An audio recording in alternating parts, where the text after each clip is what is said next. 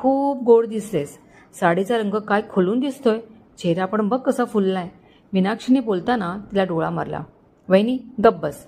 तूही आवरून बाहेर ये, नाहीतर या लोकांना वाटेल आपण झोपाळू आहोत. हो बाईसाहेब, येते मी. तुम्ही चला पुढे, मीनाक्षी नाटकीपणे बोलली.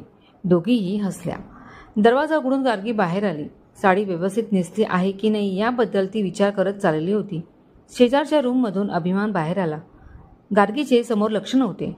अभिमान बाहेर यायला आणि गार्गी पुढे यायला एकच गाठ पडली. गार्गी सरळ अभिमानला धडकली. निरांमध्ये पाय अडकून ती खाली पडणार तो अभिमानने तिला वरच्या वर अलगद झेलले. इतक्या जवळ अभिमान होता की गार्गीचे हृदय धडधडायला लागले. तिने पटकन स्वतःला त्याच्या हातातून सोडून घेतले. तिची क्रिया एवढी धसमुसळी होती की नीट उभं राहण्याच्या प्रयत्नात परत पडली. अभिमानने परत तिला सावरले आणि नीट उभे केले. आता सारखी पडतच राहणार का? आणि एवढं पॅनिक व्हायला काय झाले? रिलॅक्स, एकदम रिलॅक्स.